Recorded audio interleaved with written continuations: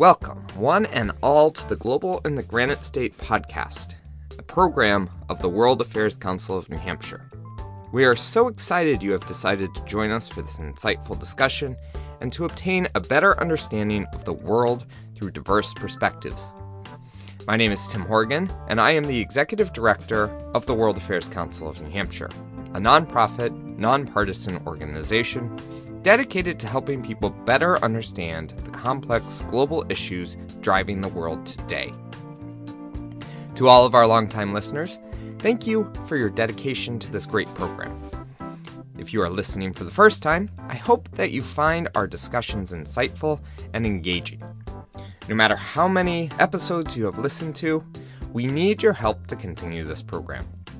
That can be as little as sharing this podcast with a friend, leaving us a comment on what you like about our program, or even donating to the World Affairs Council of New Hampshire at www.wacnh.org.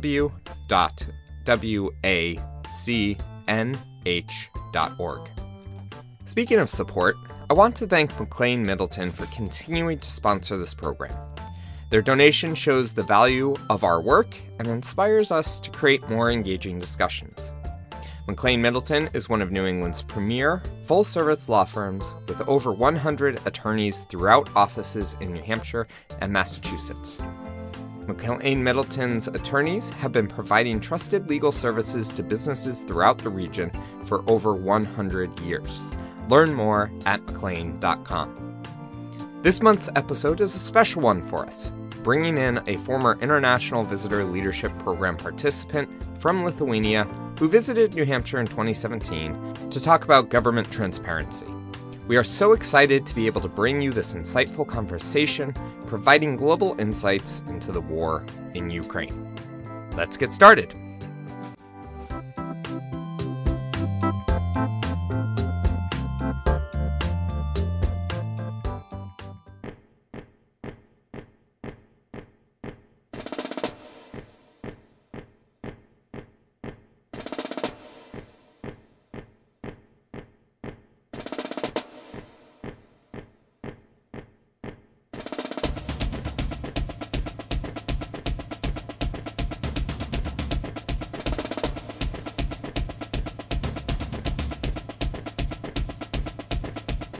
Gintautas Paluckas is currently a member of the parliament in Lithuania, coming from the Lithuanian Social Democratic Party, a party in opposition to the ruling Liberal Conservative coalition.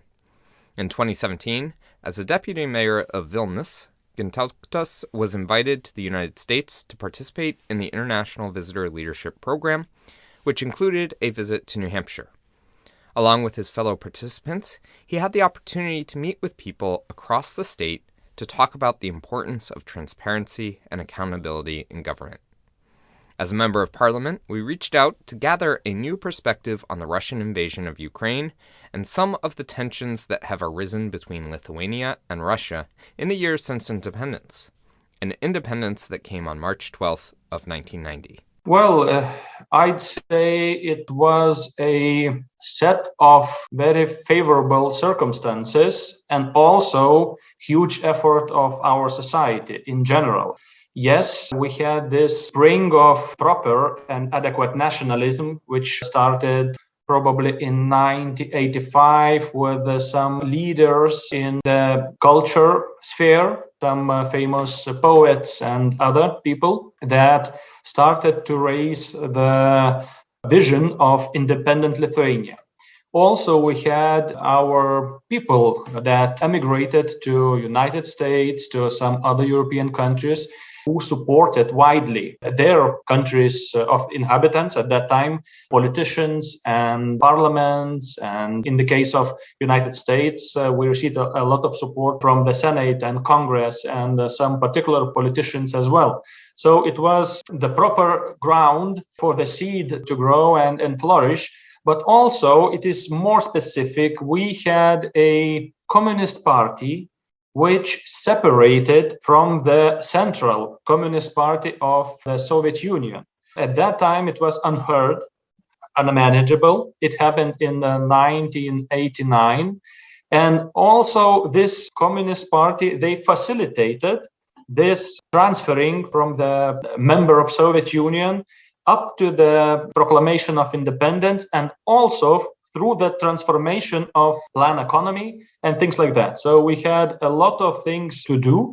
But these days, I was very young at that time, but I still remember my parents going to the so-called Baltic Way or Baltic Road, where three capitals in Estonia, Latvia, and Lithuania were connected via the chain of people keeping their hands together. So it was a very impressive event. I was very young, but still I remember coming to this event with my parents. So these were the days.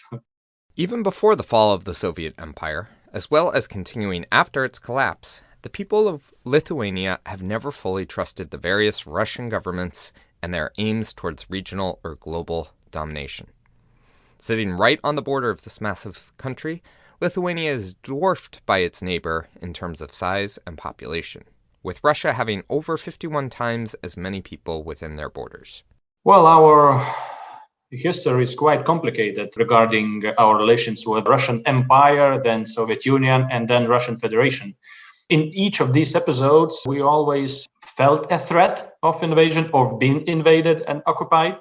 So the last time we've been invaded and occupied, it was just after or during the Second World War, and we regained our independence in 1990. So we've always looked at Russian, I don't know how to call them, a democratic country or wannabe democratic or Putin's Russia, because these definitions sometimes differ in people's views. But we always been suspicious about real goals of Russian Federation. So right now, in a way, we are saying everyone in Europe, we were right, you probably were wrong, and we see right now what we've been talking about and warning about all these decades. So it's just in short words, we never trusted Russia, and unfortunately, we were right.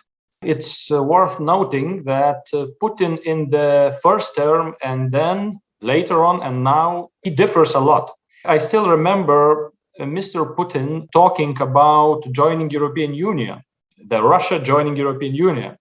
I remember him talking about cooperation with NATO because Russia is not a threat to NATO anymore. So there was a lot of visions of fighting together terrorism and so on and so on. But as I told you just a couple of minutes ago, we never trusted Russia, right? Many here in the United States were very surprised to see Russia actually go through with the invasion, after several analysts thought that the massing of troops on the Ukrainian border was another bluff by Putin to try and extract some concessions from the West regarding NATO exercises and the potential for NATO expansion. After months of tense discussions and confirmation from NATO that Russia's demands could not wholly be met, Russia invaded Ukraine once again. I say again, as Russia has been at war with Ukraine since 2014, when they first invaded and snatched Crimea. Many of you may remember that this invasion led to the downing of a commercial aircraft, which investigators have linked to Russian-provided anti-aircraft missile systems, as well as tens of thousands of deaths in an ongoing conflict that now has become the central focus of this war. Those in Lithuania were not surprised, however. In this particular situation, we would be happy not to be right, but unfortunately, these events that escalated into a war were not just a misunderstanding or small thing that triggered the war. In our view, it was a planned decision that was made already in 2008 with the aggression towards Georgia. It's not a state in the United States. It's a country. It's kind of a joke. So I apologize for joking. But some say that this war just erupted a couple of months ago. No, it started in 2014 in Ukraine when Russia invaded Ukraine and took Crimea and Lugansk and Donetsk districts partly. So it started earlier, and it is planned. So, if this was planned in advance of the rejection of Russian demands for security guarantees from NATO, what does Gintautas make of Putin's claim that NATO expansion, or the potential thereof, was the main driving force for the renewed invasion, particularly since Lithuania joined NATO in 2004? I would like to remind you with a citation with words of Mr. Macron, French president, who just a couple of years ago declared that NATO is dead. Why did he say that? Because at that time, NATO was already lacking the goal, the vision, what to do next, because Russia was, so to say, not showing these signs of aggression. So during these meetings of the heads of the states of NATO members, it was the amendments of internal documents of NATO were prepared and confirmed that China is the strategic competitor or probably potential aggressor of NATO. So main point of attention, right? But it changed in these last years and months. So it's not the NATO that provoked Russia's aggression, because Russia always kept this barrier on the frontier, on their borders of countries that were dependent on Russia, economically, politically, like Belarus, or they managed to split these countries' territories, like Moldova and Transnistria. And it's also in Georgia, it's Abkhazia and Ossetia, it's also splitted from the. So in simple words, you just create the ring of countries around yourself with internal troubles, so they would not move forward politically, joining any organization, NATO or European Union. So it was not provoked. Actually, it was planned to take over the Crimea, which was marketed internally in Russia as Stalin's gift to Ukraine, and it always was a territory of Russia and so on. So the society bought it, and also the people in Crimea also, in a way, bought it, that they might be better off in Russia's boundaries, but we see how it developed. So NATO has nothing to do with it. Actually, being a poorly financed by NATO members, the organization at that time was easy target, sitting duck for the Russia and Putin. As we have all seen, the invasion of Ukraine has not gone as initially planned, at least as analysts thought it would go. Russia was prevented from capturing the capital and has been pushed back in many areas. They have regrouped and focused their efforts on the Donbas region, finding more success with smaller objectives. However, the war is not over, and people are still dying daily. Clearly, international support for Ukraine has been robust and effective, with the U.S. alone having authorized $54 billion in various types of aid to the country. Where would we be without this support from NATO? It's quite easy for me, because we know the exact situation, and we know that from Ukrainians in their military, because just a couple of weeks ago we came back from Kiev and we've been on a joint session in Rada, their parliament, discussing a lot of things.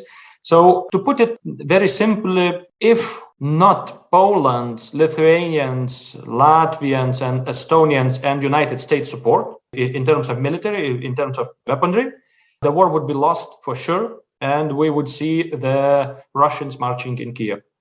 Even now, with the whole support, we read these things on the news, right? We see these captions and so on. Even now, Ukrainians are outgunned heavily.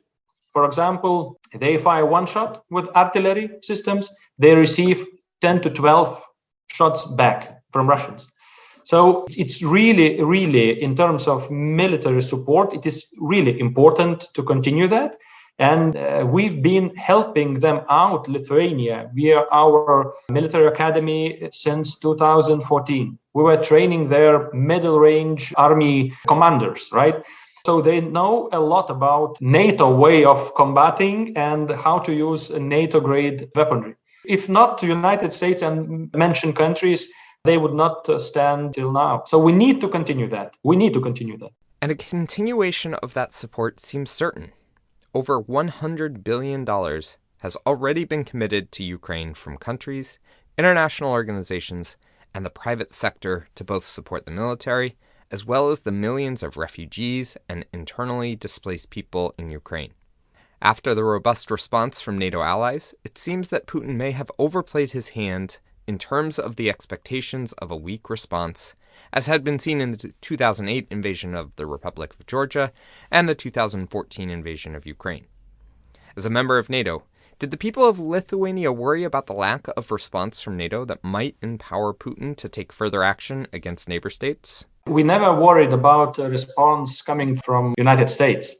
I mean, we might be worried a bit if the former president stays in power. Sorry to say that. I'm not interfering in internal politics, but the guy came to Europe and said, come on, you need to pay for security. So if you don't pay, you need to live on your own. But also it ignited, in a way, the will to finance our own security. So some countries put at that time more effort. But still, we never doubted the United States. We actually been worrying about the response from the biggest and strongest European country.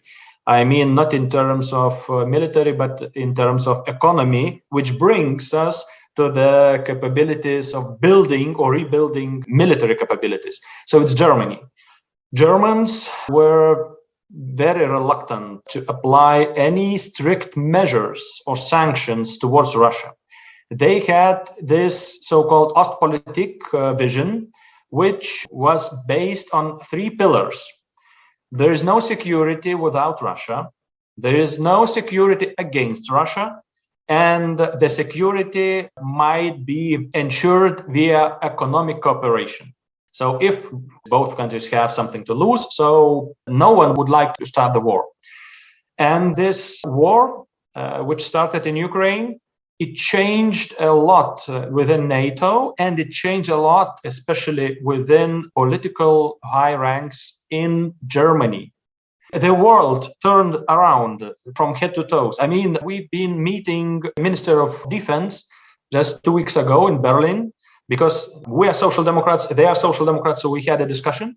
And they said that even internally within the party, still, when the war is going on, they still had a discussion whether to support or not to support Ukraine with lethal heavy weaponry. So they changed their mind, and now they are supporting heavily in terms of money and military as well. So hopefully it won't change. As a direct neighbor of Russia, Lithuania is in a particularly dangerous spot. Not only are they bordered by Russia to the east, they also border Kaliningrad Oblast to the south, a semi-enclave that was completely cut off from mainland Russia at the fall of the Soviet Union. This unique arrangement has caused Lithuania to be at the center of threats from Russia over the European Union's sanctions, which has blocked the movement of some goods through Lithuania. Threats have included a revoking of Russia's recognition of Lithuania's independence to threatening severe consequences that would impact the people of Lithuania. In addition, Russia has indicated that they may place nuclear weapons in the oblast as a way to deter NATO aggression. We believe that nuclear weapons were placed in Kaliningrad long before, when they placed these so-called Iskander rocket systems that are capable of reaching up to 500 kilometers, I believe. So it's quite significant. Now they are threatening that they will bring nuclear weapons to Belarus, but we are not afraid, to be honest. Yes, we are negotiating with United States of deploying Patriot systems in Lithuania, Latvia, and Estonia, just to be sure that we be protected from these rocket attacks.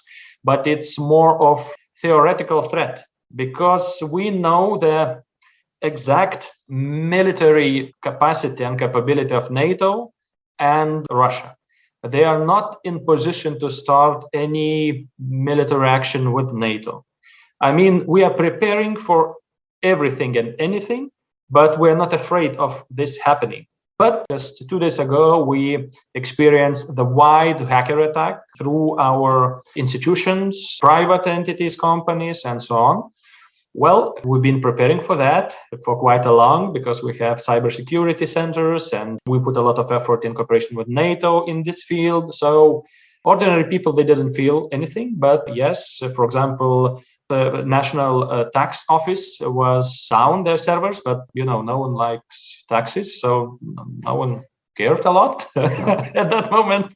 But yeah, we still have this soft power being demonstrated around us, and now we have the most important thing. We have this transit of people and goods to Kaliningrad, from the mainland Russia to Kaliningrad through Lithuania.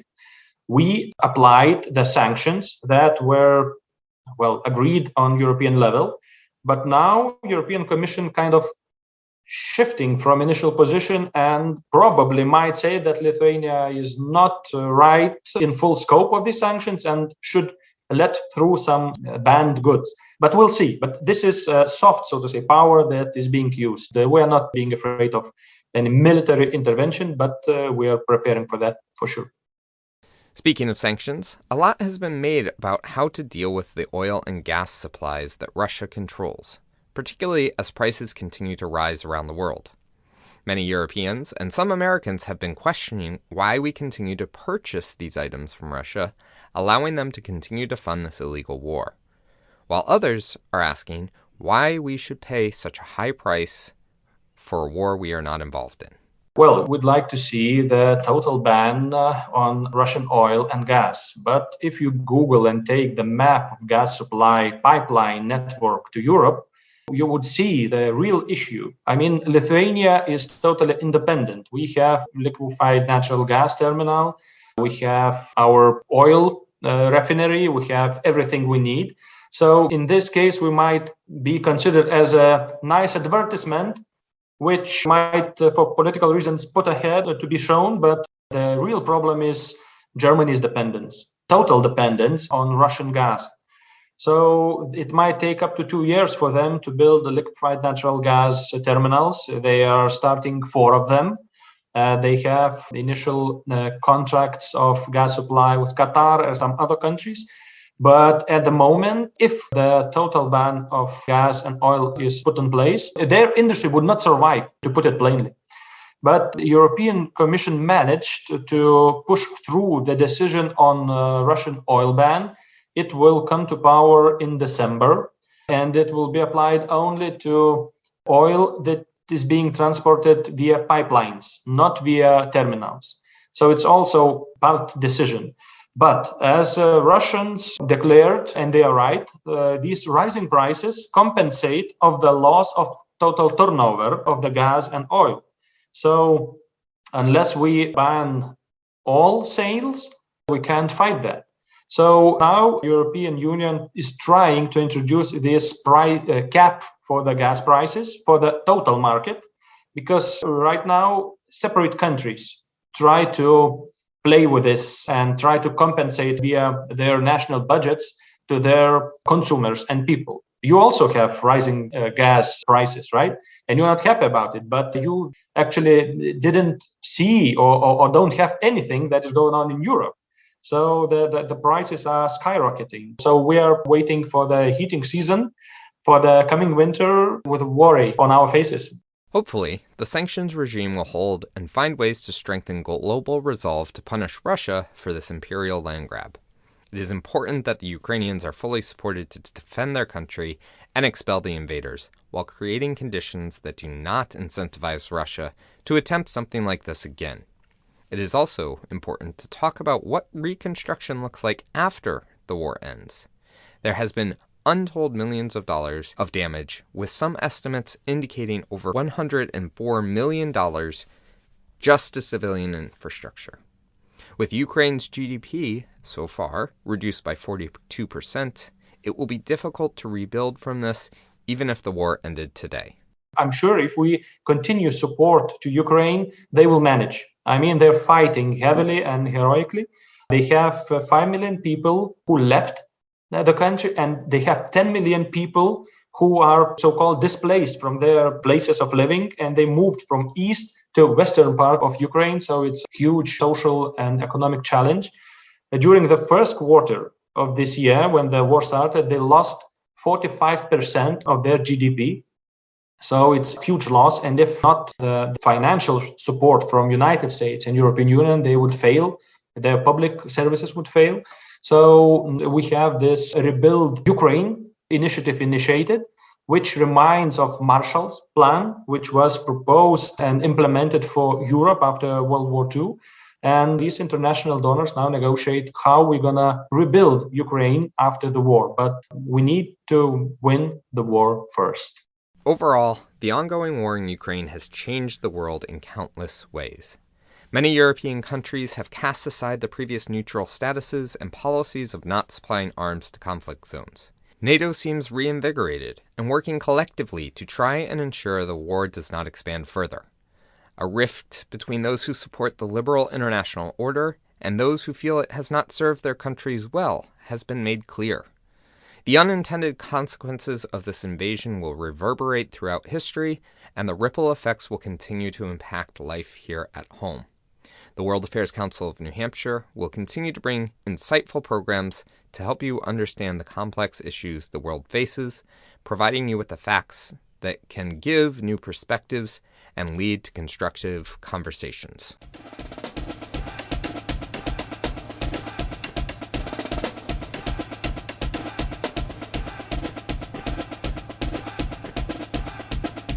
This has been The Global in the Granite State, a program of the World Affairs Council of New Hampshire. It is supported by McLean Middleton, as well as the members and donors of the Council. We hope that you will join us by supporting this ongoing effort to provide insightful information in an engaging and understandable way. Donate or join our work by visiting www.wacnh.org.